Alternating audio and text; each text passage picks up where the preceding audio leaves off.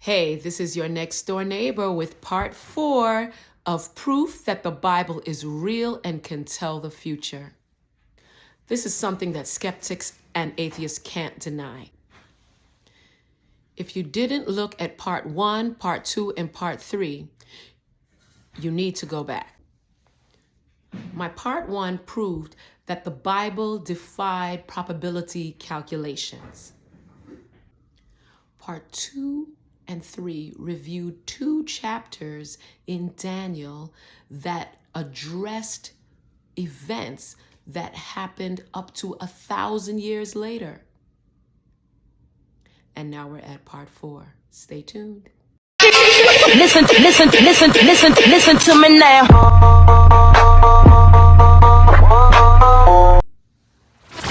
And he shall speak great words against the Most High, and shall wear out the saints of the Most High, and think to change times and laws, and shall be given into his hand until time and times and the dividing of times.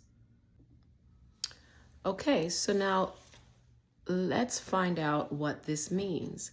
Now, I don't have any special information that is not available to you. So I'm going to tell you my source so you can check it out yourself.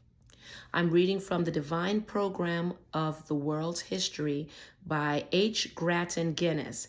Pages 318 to 321 is quoted in the Bible Readings for the Home, Review and Herald Publication Association in London, pages 216 to 217. Okay?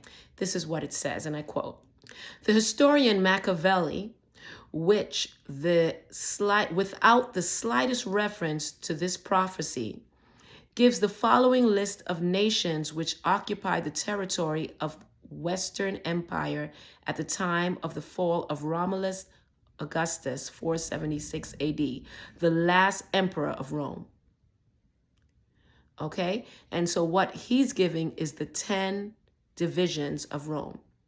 We know it was the Lombards, the Franks, the Burgundians, the Ostrogoths, the Visigoths, the Vandals, the Heruli, the Suevi, the Huns, and the Saxons, 10 in all. Now, previously, I told you it was the Alemanni. The Huns and the Alemanni replace each other, but it's the same 10 that we're talking about, okay?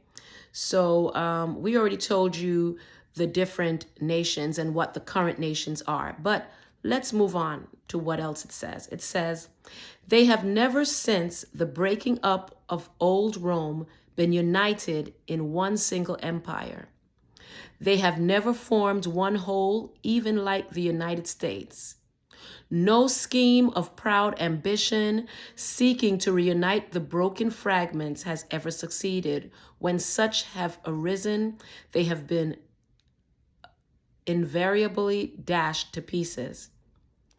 And the divisions is as apparent now as ever, plainly and palpably inscribed on the map of Europe to this day.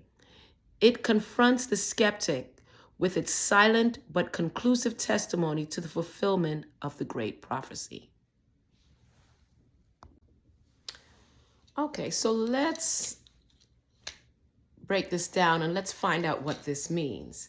Okay, so we're hearing from the historian Machiavelli. He's already confirming that Rome broke up into 10. He's confirming it, okay? So we're fine with that. There are other historians that have also confirmed that. If you check Wikipedia and you ask what powers came in after Rome broke up into 10, a lot of people don't have that information, or it seems like they can't seem to find it for some reason. Also, something I would like you to notice, if you check history and you try to find out what's going on, you may hear them say something about the Dark Ages, and you're going to hear them mention something about Holy Rome. Okay? So all of that being said, let's go over the different, like I said, Daniel actually went to the trouble of putting Daniel 7 had so many verses talking about this horn, this little horn that came up, this king that came up that was different from all the rest. And then we check history and it says something about a holy Rome. So that should give you a clue of why it was so different and what the different powers were, what this different king was. And let's just pretty much go into it again so we could figure out what the different things that Daniel said. Number one, Daniel 7 verse 8 said the little horn would come up from among them. So that means it's coming out of Rome. And it would be coming from the 10 horns, which we know about the 10 nations that we were talking about, the 10 nations that came up. And so it had to do with the 10 nations of Western Europe. And I'm just reading it again. It would have a man at the head of it. So whatever this Holy Rome was, there was a man at the head of it. That's from Daniel 7 verse 8. From Daniel 7, it says it would pluck up 3 kingdoms. Now, I explained to you that the Ostrogoths, the Vandals, and the Heruli were plucked up. And the Ostrogoths were finally plucked up in 538 AD. 538 AD. Okay? So now we have Daniel, it was written what? This particular dream was in 539 BC, and now we're going all the way to 538. So we're way beyond 1,000 years. And then it says it would be different from the other 10 kingdoms, which we talked about. It would make war and persecute the saints. What are saints? Saints are people of God, okay? And yet these people, this different type of kingdom made war with the saints. It would emerge from Rome. It would come out of the Roman Empire, which we already know. And God's people, which is the saints, would be given into his hand for a time and times and a half of times. Times. We got to figure out what it means. That seems like a time prophecy, and we really need to find out what that means. And then it says it would speak great words against or blaspheme God. That's Daniel 7 verse 25.